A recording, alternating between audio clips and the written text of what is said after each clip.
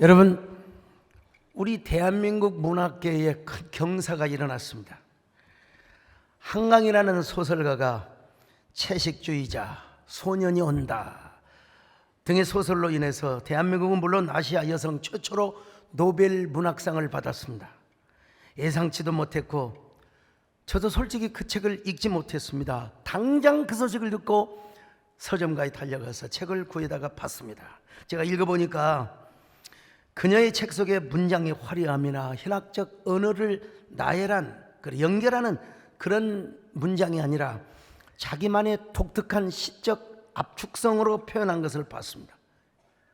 인간은 근원적으로 얼마나 폭력적인가, 그 폭력을 거부하고 나무가 되고 싶어하는 그 영예, 그럼에도 불구하고 인생은 얼마나 아름다운 것인가, 눈부신 것인가, 어둡고 우울함 속에서도 생에는 눈부심이 있다라는 것을 한마디로 표현할 수 있습니다. 제가 존경하는 문학평론가이신 김종애 교수님께서도 필체가 웅장하기보다는 시적이고 서정적이라는 점, 한국 남성 문인들이 이끌었던 리얼리즘 문학과는 달리 환상과 현실이 교차하는 듯한 내러티브를 썼다. 중앙일보에 이렇게 평론을 하셨더라고요. 우리가 소설하면 황석영, 또 조정래, 또 이문열, 김훈 작가 등이 떠오르지 않습니까? 저도 그런 세계 안에 갇혀 있었습니다. 그런데 김 교수님의 말씀처럼 역사에 대한 대하 드라마식의 전개보다는 삶의 근원, 본질, 보편적 가치를 자기만의 시적 산문으로 써내려갔더라고요. 글을 읽는 동안 불편하고 민망스러운 언어, 그리고 장면들이 있었지만 그러나 또 넘어가요. 자기만의 고독과 고통, 노력을 통해서 마침내 노벨이라고 하는 아름다운 색깔의 꽃을 피워냈습니다. 저도 시인 중에 한 사람으로서 정말 축하를 하지 않을 수가 없습니다. 대한민국의 영광이고 우리 한국 문학의 쾌거가 아닐 수 없습니다. 한강 작가는 차분하고 그리고 언론에 노출되지 않으면서 흥분하지 않았는데 괜히 제가 흥분을 했어요.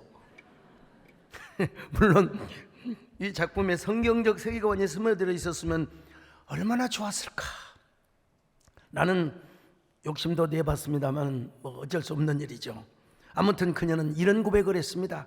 심장 속 불꽃이 타는 곳, 그게 내 소설이다. 저는 이 고백을 읽고 제 심장 속에서 불꽃이 타는 곳, 그것이 내 설교가 아닐까, 이런 생각도 한번 해봤습니다.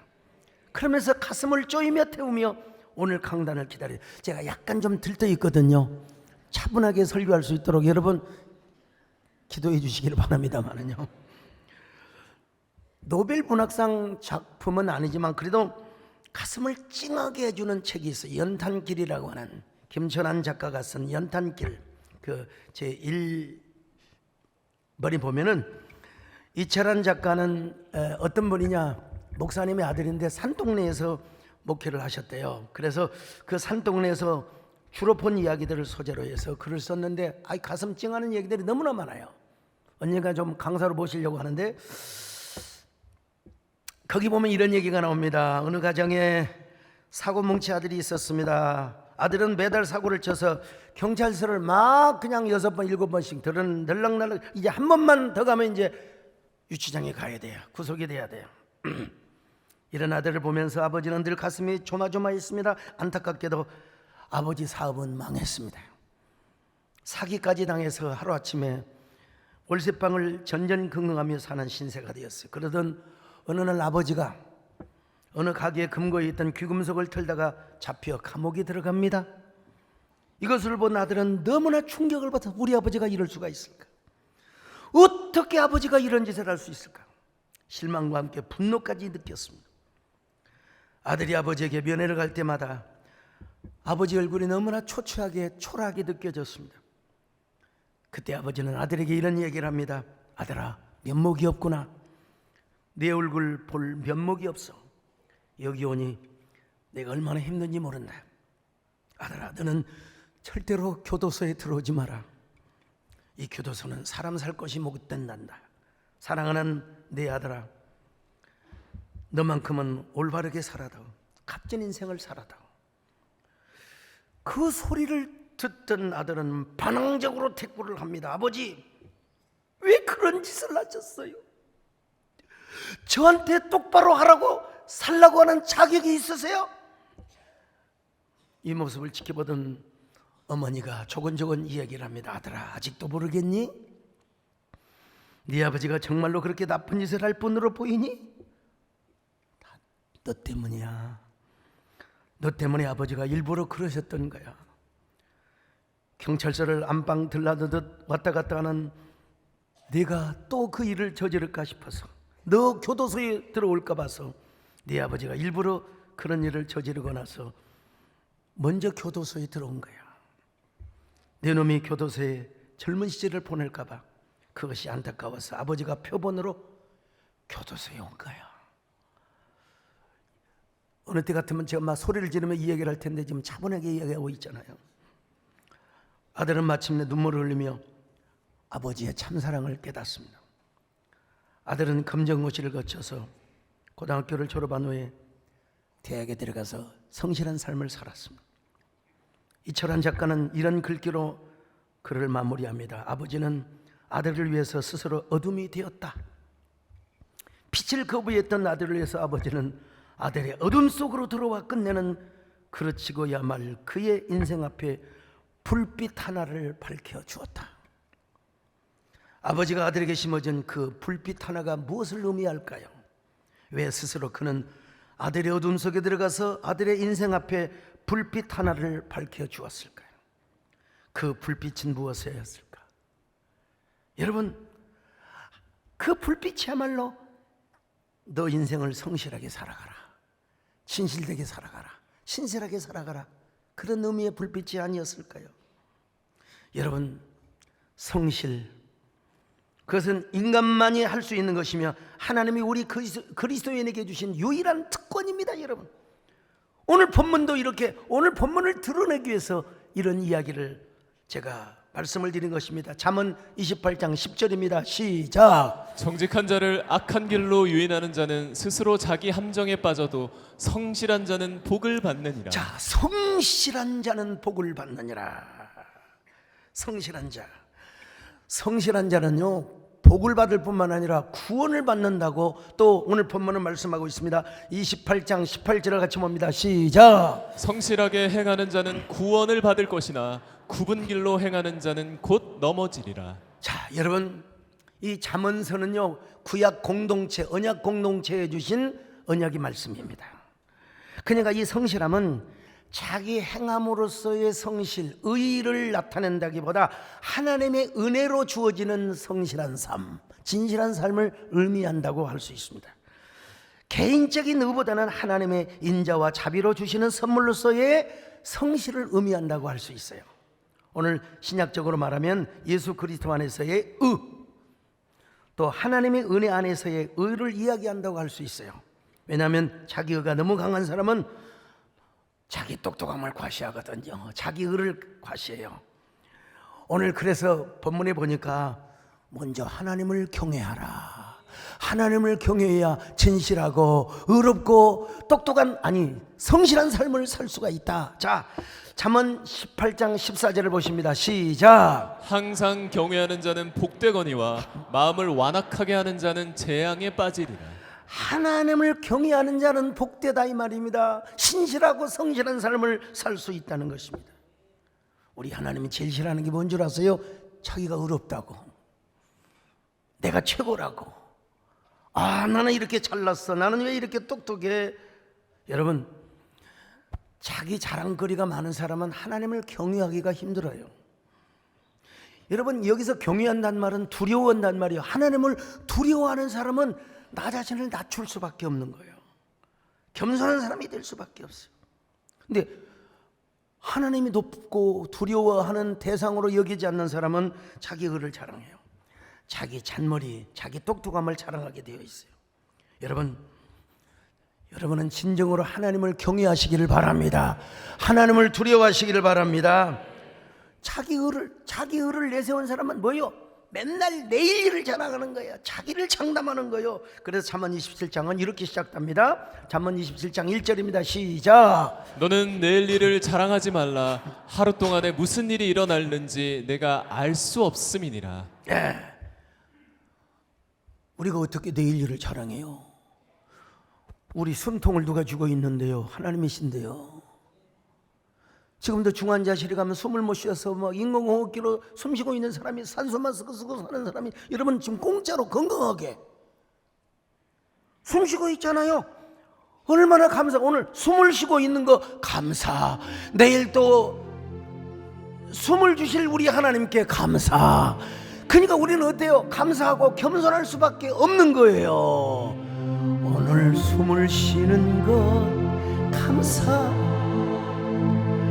나를 구원하신 것 감사.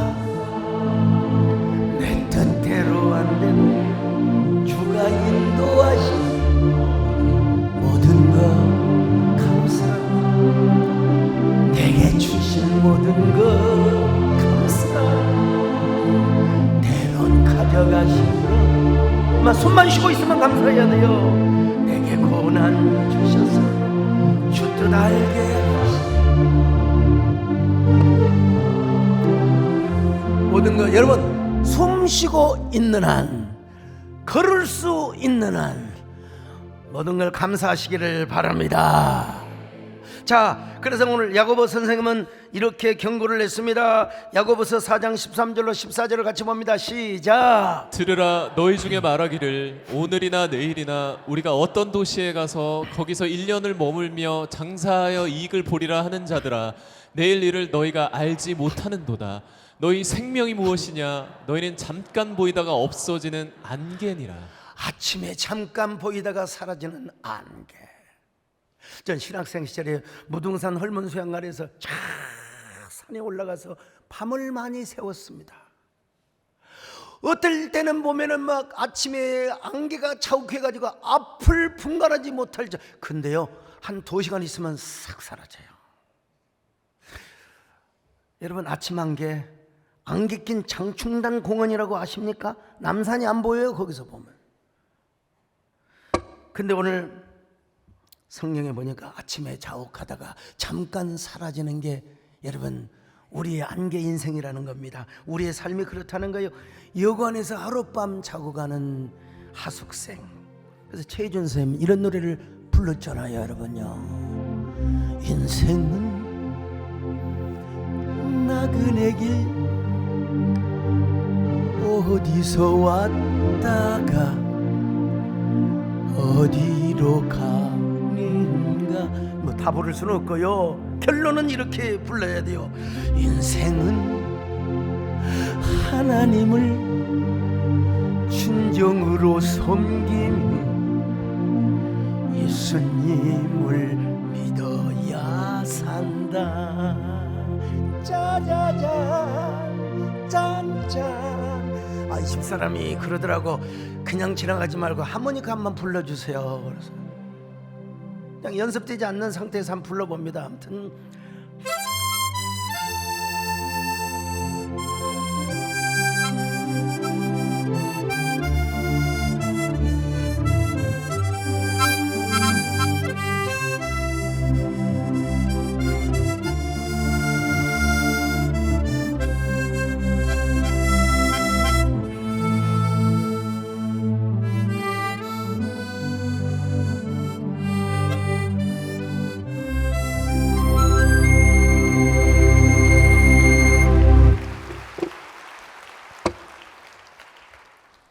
자기 자신에 대한 헛장담.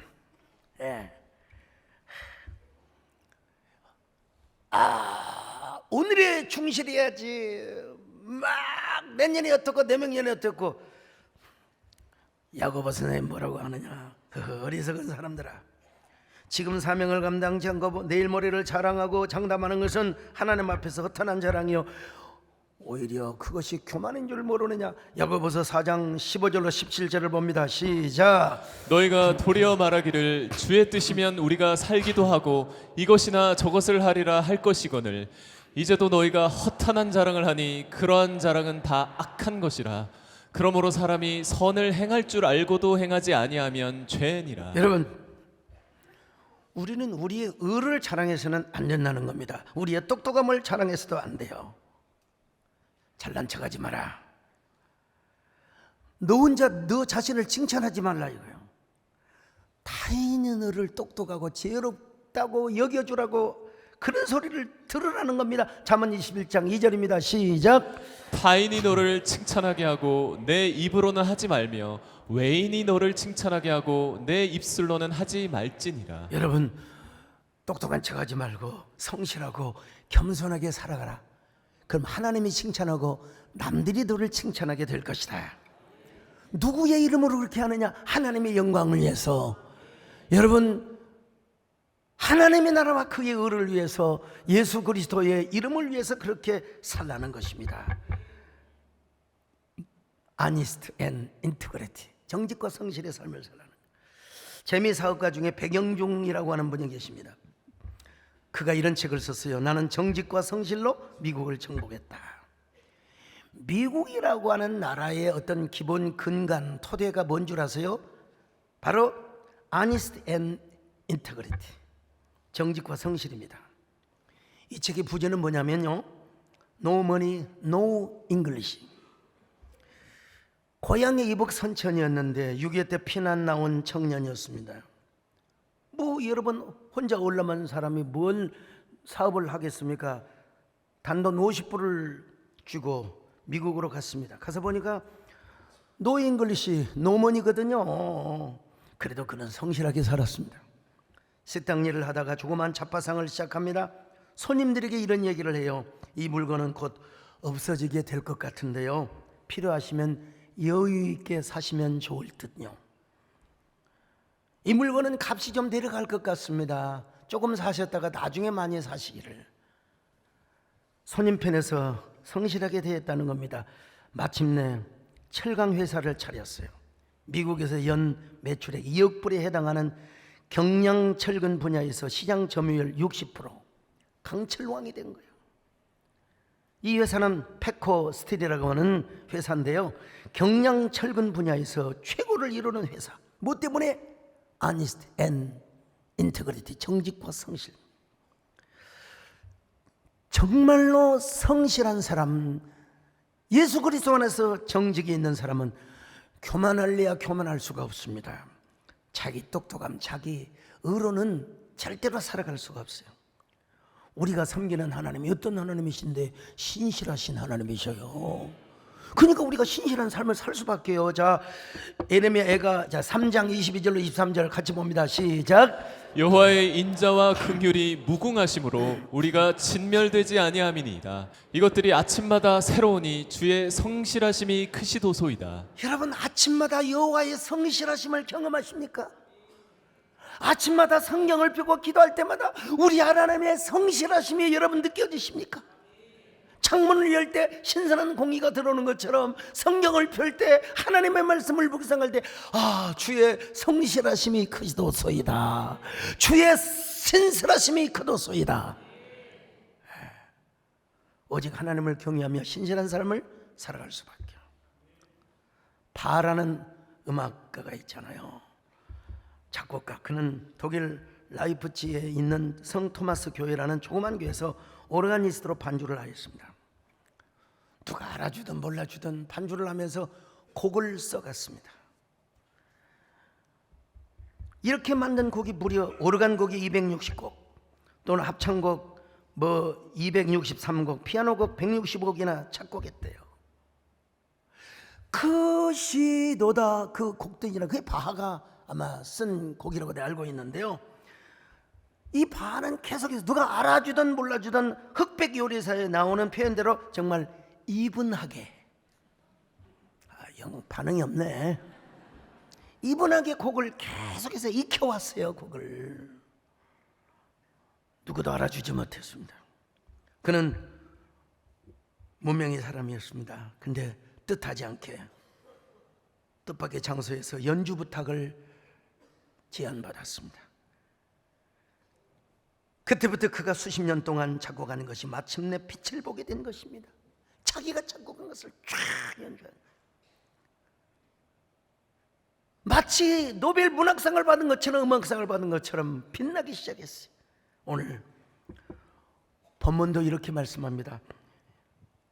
여호와를 경외하는 자는 항상 복이 있다. 자, 다시 한번 28장 14절을 보실까요? 시작. 항상 경외하는 자는 복되거니와 마음을 완악하게 하는 자는 재앙에 빠지리라.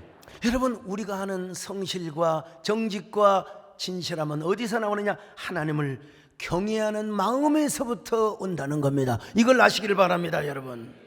하나님을 경외하는 겸손에서부터 나온다는 거예요. 이회수 허창수 씨가 쓴 뚝 이회수의 존버 실천법이라는 책이 있어요.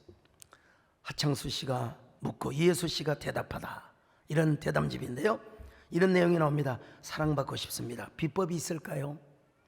예, 선인장이나 장미꽃처럼 날카로운 가시를 가지고 있으면서도 왜 자기를 깊이 끌어안아주지 않느냐고 화를 내는 분들이 있습니다. 그런 사람은 끌어안으면 안을수록 깊이 상처를 받고 피를 흘리게 되죠. 일단 가시부터 거두시고 사랑을 갈구하시기를. 여러분, 내가 누군가를 사랑한다고 합시다. 그런데 내 마음에 가시가 너무 많아. 그래서 그 사람을 끌어안다 그러면 막 가슴에서 피가 나요. 상대를 피투성이 되게 만드는 그런 존재가 뭐냐? 내 속에 가시가 많기 때문에. 그래서 진정한 실력은 뭐냐? 사랑을 하는 것보다 사랑을 받는 것이래요. 최고의 실력은 뭐냐? 사랑을 하는 것보다 사랑을 받는 거래요. 사랑받지 못하는 사람의 공통점 중에 하나는 뭐냐? 자신이 사랑받을 만한 존재인데 왜 남이 나를 사랑해 주지 않느냐고, 왜 교회가 사랑이 없느냐고, 왜 교회가 그러냐고, 왜 장로가 돼가지고 그러냐고, 목사가 되고 그러냐고. 내 안에 가시부터 없애라는 거예요. 내 안에 가시가 없어야 좋은 사람도 만날 수 있고 은혜도 받을 수 있으며, 그리고 여러분, 좋은 사람과 동행할 수 있다는 거 아니겠습니까? 하나님 앞에서도 마찬가지요. 왜 하나님의 절대적인 사랑, 하나님의 무조건적인 사랑을 거부하냐는 말이에요. 왜? 너무 내 안에 휴머니스틱한 가시가 있어서 그런 거 아닌가요? 그 가시부터 제거해야 돼요. 오늘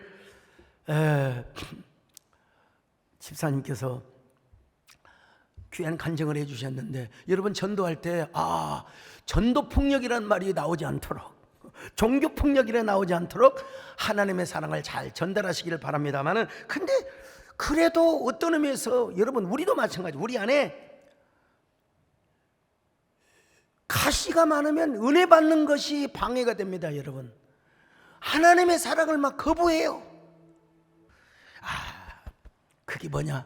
우리 안에 가시입니다. 그래서 CCM 가수인 하덕규님이 이런 노래를 불러서, 이게 이제 대중가요가 되어버렸습니다만은, 어쨌든 내 속에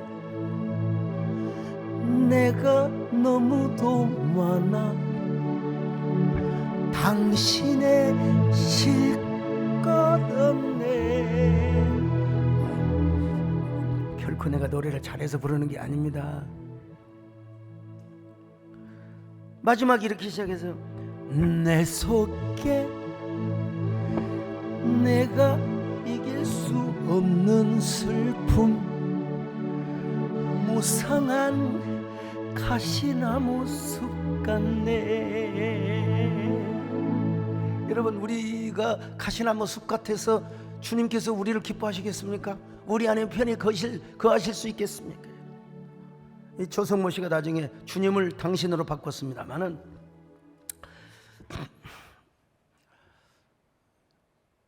얼마만큼 우리가 성실해야 되는가? 유흥준님이 쓴 추사 김정희라는 책에 나오는 이야기인데요, 나는 70평생에 벼루 10개를 미청냈고 붓 1000자루를 몽당붓으로 만들었다네. 이렇게 해서 나온 책가 추사체라고 해요.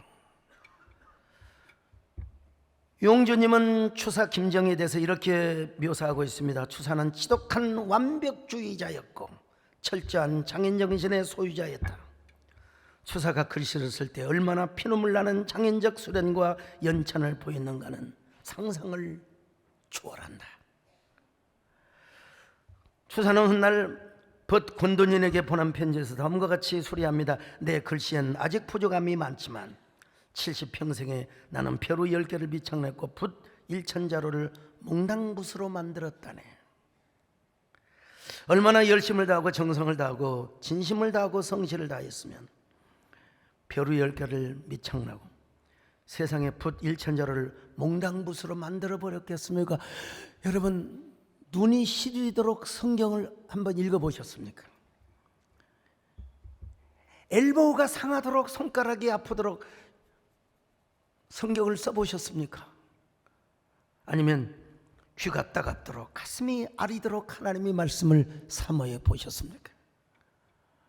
여러분, 그렇게 하나님을 경외하시기를 바랍니다. 주의 은혜를 사모하시기를 바랍니다. 조만식 장로님을 모르는 분이 없을 겁니다. 위대한 독립운동가였고 교회 장로 애국자였습니다. 조만식 장로님은 평안도 정주에서 머슴살이를 하던 청년이었습니다. 주인 보기에 조만식의 눈에 총기가 있고 동작이 빠르고 총명했어요. 아침에 일찍 일어나서 마당을 쓸고 알아서 일을 스스로 찾아서 했습니다. 그리고 아침에 주인의 요강을 깨끗하게 씻어 말려가지고 여러분 안방에다 들여놨습니다. 주인은 이 청년을 머슴으로 두기는 너무 아깝다고 생각하고 그 청년을 평양의 숭실학교에 입학을 시킵니다. 그리고 그는 마침내 오산학교의 선생님이 됩니다.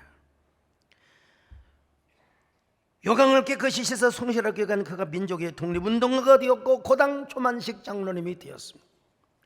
많은 사람들이 이렇게 평가를 합니다. 그는 주인의 요강을 깨끗하게 닦는 정성 하나 때문에 오산학교의 선생이 되었답니다. 물론 제가 또 검색을 해보니까 이 이야기는 조만식 장로님의 일일 수도 있지만 이승훈 장로님의 이야기였다고 주장하는 학자들이 또 있더라고요. 이승훈 장로님 역시 가난한 서민 집안에서 태어나 2살 때 어머니를 여의었습니다. 6살 때 고향인 정주를 떠나 납청정으로 이사해 그곳에 이름난 유기상인 임권일 상점의 사환이 됩니다. 한마디로 어린 머슴이 되는 거죠. 아침 저녁으로 주인의 영감이 내뱉은 가래침 요강을 밥그릇보다 더 깨끗하게 정성들여서 햇빛이 말려가지고 안방에다 넣어드렸습니다. 사람들이 요강을 치울 때는 대강 물로만 씻어내잖아요. 얼마나 깨끗하게 닦았는지 그 요강에서 향이 나오도록 완전히 새 요강으로 만들어서 정성스럽게 안방에다가 넣어놓았다는 거예요. 주인은 어린 이승훈을 눈여겨보기 시작했습니다. 몇 년 후 이승훈은 외교원 겸 수구먼의 중책을 맡게 되었습니다. 너무 성실한 이승훈을 본 주인은 이승훈에게 공부를 시켜주었습니다. 역시 훗날 오산학교의 교장 그리고 동아일보 사장을 역임할 수 있었습니다. 자라서 그는 유기 제조 및 운송업으로 돈을 많이 벌었어요. 근데 이 통학혁명으로 인해서 하여간 청일전쟁이 일어나지 않습니까? 이승훈의 사업장은 잿더미가 되었다고 합니다. 하소연할 데도 없어요. 통곡할 수도 없습니다. 뼈가 아프고 이가 갈리는 서러움이 있었지만 여러분, 이승훈은 좌절하지 않았습니다. 남은 장비의 잔존 가치를 다 계산하고 부채를 갚을 계획서를 작성하여 철산의 거부 오삭주를 찾아갑니다. 대부분의 사람들은 부채를 갚지 않고 다 도망을 가버려요. 이승훈은 돈 떼먹을 생각을 하지 않고 빚을 갚을 계획서를 가지고 오삭주를 찾아갔어. 32세 청년의 사업가의 성실함과 정직성에 감동을 받은 오삭주는 남은 부채를 다 탕감해주고 새로운 사업에 필요한 이 자금을 전액 지원해주게 됩니다. 마침내 이승훈은 수입품인 석유와 양약의 총판 대리점을 맡았고 종이, 도자기, 면포 등 모든 일용 잡화의 전국 유통권도 확보를 했습니다. 얼마나 많이 돈을 벌었느냐 제가 보니까 제가 평가한 게 아니고 어느 학자가 얘기하는데 최소한 오늘날의 돈으로 하면 거의 한 10조 가까이 된다는 거예요. 10조. 조선 최고의 부자의 반열에 올랐다는 것입니다. 그렇게 번 돈을 대부분을 어디에 썼느냐? 바로 애국운동을 하고 독립운동을 하는 데 썼다는 것입니다. 어떻게 그런 삶을 살았을까? 여러분, 이승훈 장로님이 저 길선주 목사를 비롯하여 신석구 목사를 비롯하여 다 설득을 했거든요. 우리가 독립운동을 하자고. 나라를 살리지 않고 우리가 어떻게 천당을 가겠느냐고. 왜 그런 삶을 살았느냐? 신실하신 하나님을 경외하였기 때문입니다. 자, 다시 조만식 장로님으로 넘어옵니다. 조만식 장로님은 훗날 이제 산정행교회 장로가 되죠. 그때 오산학교 제자인 주기철 목사가 산정행교회 담임 목사로 부임을 합니다. 주기철 목사님은 조만식 장로님보다 14살 연하이고 조만식의 직계 제자였습니다. 그런데도 불구하고 조만식 장로님은 담임 목사에게 얼마나 깍듯한 예우를 갖추는지 몰라요. 항상 목사님을 대할 때마다 무릎을 꿇고 장로님 제발 편히 앉아주세요. 그렇게 주기철 목사님이 간곡하게 권해도 조만식 장로님은 제가 하나님의 사자 앞에서 어떻게 그냥 앉을 수 있겠습니까? 무릎을 꿇었대요. 자세를 낮췄어요. 근데 어느 주일 아침 조만식 장로님에게 독립운동을 하던 손님의 집으로 찾아 중요한 얘기를 하다가 그만 예배 시간에 늦어버렸어요. 그때는 1부, 2부, 3부 드리는 게 아니라 그냥 전통적으로 11시 예배 드리는 때 아닙니까? 예배 시간에 지각을 하여 살짝 문을 열고 들어오는 조만식 장로님을 향하여 이 혈기왕성한 주기철 목사님 뭐라고 한 줄 아세요? 장로님! 조만식 장로님! 장로님이 되어가지고 왜 이렇게 예배에 늦게 오십니까? 오늘은 의자에 앉지 마시고 서서 예배를 드리세요. 이런 나이도 한참 어린 놈이 이전에 내 제자였던 목사가 감히 나에게 이럴 수 있어? 자, 이런 생각 들 수 있어요? 안 들 수 있어요? 나 같으면 들겠어요. 여러분들은 성자여서 그런지 몰라도. 그래서 조만식 장로는 뒤에 서서 우두커니 설교를 듣고 있었습니다. 설교가 끝나자 주기철 목사님이 조만식 장로님께 이렇게 말씀을 하십니다. 장로님, 앞에 나오셔서 기도해 주시기 바랍니다. 조만식 장로님은 주기철 목사님의 지시를 받고 떠듬떠듬 입을 열어 이렇게 기도했습니다. 아버지 하나님, 이 죄인을 용서하여 주옵소서. 독립운동을 한답시고 사람을 만나다가 하나님을 만나 예배하는 시간에 늦었습니다. 담임 목사님이 얼마나 마음이 아프시면 설교하시다가 저에게 책망을 하였겠습니까? 하나님의 종의 마음을 아프게 한 죄를 용서하여 주옵소서. 성도들이 은혜 받는 것을 방해한 것을 용서하여 주옵소서. 기도하는 중에 조만식 장로님의 눈에 눈물이 흘렀습니다. 주기철 목사님도 울고 온 성도들이 울었습니다. 여러분, 그런 조만식 장로님 같은 분이 계셨으니까 일사하고 오직 예수로 신사참배를 반대하며 순교를 했던 주기철 목사가 나온 거죠. 제가 오늘 이렇게 차분하게 설교할 수 있었던 것도 여러분들이 쫑긋하게 귀를 기울이는 거지, 막 핸드폰이나 열고 막 그러면 제가 얼마나 긴장하겠어요. 제가 설교석상이나 회중 앞에서 난처하게 여러분의 이름을 불러요. 막 난처하게 여러분의 이름을 부른다고 합시다. 이야, 아니 어떻게 목사님이 나한테 그럴 수가 있어요? 세상에 그런 마음이 들 수 있지 않겠습니까? 왜 나를 모욕감을 주느냐고 말이죠. 그런데 조만식 장로님은 그렇지 않았어요. 겸손하게 나와서 아버지 용서하여 주옵소서.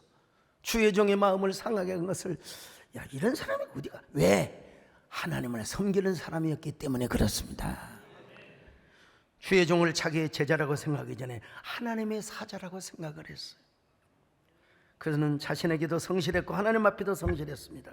그리고 목사님 앞에도 지극정성을 다했습니다. 자기가 선생님이라고, 자기가 스승이라고 잘난 체하지 않았어요. 똑똑한 척하지 않았어요. 여러분, 남 앞에서 잘난 체하는 사람들, 그리고 하나님 앞에서 막 그냥 뭐 자기 의를 자랑하려고 하는 사람들, 그러지 마시고 먼저 하나님을 경외하시기를 축원합니다. 하나님을 두려워하시기를 바랍니다. 똑똑함보다 성실함을 추구하시기를 바랍니다. 진실함과 신실함을 추구하시기를 바랍니다. 그러려면 하나님을 경외해야 돼요. 하나님을 경외해야 돼요. 하나님은 성실한 자에게 복을 주시거든요. 자, 잠언 28장 10절을 또 한 번 읽습니다. 시작. 정직한 자를 악한 길로 유인하는 자는 스스로 자기 함정에 빠져도 성실한 자는 복을 받느니라. 자, 28장 20절 같이 봅니다. 시작. 충성된 자는 복이 많아도 속히 부하고자 하는 자는 형벌을 면하지 못하리라. 충성된 자는 복이 많아도. 여러분, 언제나 하나님을 경외하고 신실하시기를 축원합니다. 충성된 자의 삶을 사시기를 바랍니다. 성실하시기를 바랍니다. 이런 얘기 혹시 들어보셨는지요?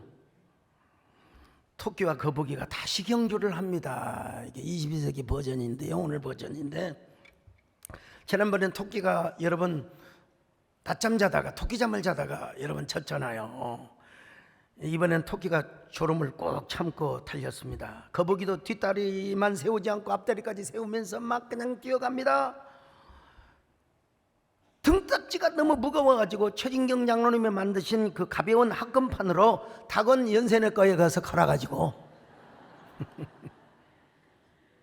몸을 가볍게 한 후 막 그냥 피눈물 나게 달렸는데도 누가 이겼을까요? 토끼가 이겼어요. 거북이에게 우울증이 왔어요. 왜 나는 이렇게 느려? 왜 나는 이렇게 빨리 달리지를 못해? 근데 할아버지 거북이가 와서요, 손주야, 넌 왜 그렇게 토끼와 경쟁만 하려고 하니? 토끼가 그렇게 빨리 달려봤자 고작 몇 년 사는 줄 아니? 7년밖에 못 산단다. 7년. 우리 거북이 연령은 평균 연령이 몇 년인 줄 아니? 200년이야. 내 나이가 지금 190세인데도 이렇게 젊고 성성한데, 우리는 장수한 거북이는 300년을 산단다. 예. 그러니까 빨리만 달리려 하지 말고 천천히 성실하고 정직하게 걸어라. 이것이 신이 내려주신 은총이가 우리가 해야 할 사명이란다.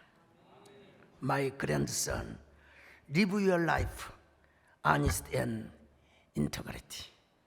제가 작성한 영어입니다. 나는 이렇게 여러분에게 한번 표현해 보고자 합니다. My beloved saints, live your life, honest and integrity in Jesus Christ. 다시 본문으로 돌아옵니다, 여러분. 그 진실함과 성실함은 어디서 나온 줄 아십니까? 하나님을 경외하는 데서부터 나온다는 거예요. 왜냐? 우리 하나님 자신이 신실하시고 온전하신 분이시기 때문입니다. 다시 한번 예레미야 애가 3장 23절 같이 봅니다. 시작. 이것들이 아침마다 새로우니 주의 성실하심이 크시도소이다. 주의 성실하심이, 주님은 성실하십니다. 주님은 온전하십니다. 주님은 신실하십니다. 그럴 때 여러분, 그 하나님을 경외할 때 마침내 우리의 심장 속에서 뜨거운 불이 타오르게 되는 거예요. 그 뜨거운 불이 여러분의 삶 속에서 신실함과 성실로서 나타나게 되는 겁니다. 그리고 그 성실한 삶이 이웃에게 전도가 되고 빛이 되고 불이 되는 거예요. 여러분 모두가 하나님 앞에 복을 받을 수 있어요. 심장 속 그 뜨거운 불이 타오르는 게 나의 소설이 되었다고 하는 것처럼 여러분은 언제나 예수 그리스도 안에서 진짜 뜨거운 불의 이야기, 불의 연대기, 빛의 연대기를 써나가는 자전적 에세이, 자전적 소설을 써나가시기를 바라겠습니다. 그런 의미에서 우리가 가장 복된 일은 뭐예요? 내가 예수님을 만나고 주님을 믿는 것이 가장 복되고 잘한 일인 줄로 믿습니다. 나의 평생 가장 복된 일, 내가 예수님을 만난 것이 나의 평생 가장 잘한 일. 내가 예수님을 주로 섬긴 것이 이 세상 살 동안 내가 걷는 길이 때론 험하여서 넘어질 때도 주의 강한 손 나를 붙드시. 나는 예수님만 주로 섬기며 살. 나는 주를 섬기는 것에 후회가 없어. 내가 걸어온 모든 시간 다 주의 은혜. 내가 걸어갈 모든 날도 주만 섬기며 살리. 오직 예수 이름 부르며 살아가리라.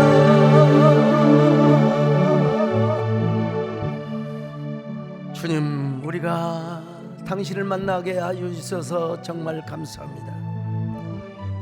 우리 안에 타오르는 주님의 심장을 이식시켜 주시옵소서. 우리의 심장 한가운데서 언제나 감사의 불꽃이 타오르게 하여 주옵소서. 사랑의 불꽃, 은혜의 불꽃, 사명의 불꽃이 타오르게 하여 주옵소서. 우리의 삶에 불의 연대기가 되게 하여 주시고 빛의 연대기가 되게 하여 주옵소서. 그것이 사람 앞에, 하나님 앞에 성실함과 신실하심으로 나타나게 하여 주옵소서. 그것이 우리의 전도의 삶이 되게 하여 주옵소서. 우리 하나님께 간절히 기도하는 시간을 갖습니다.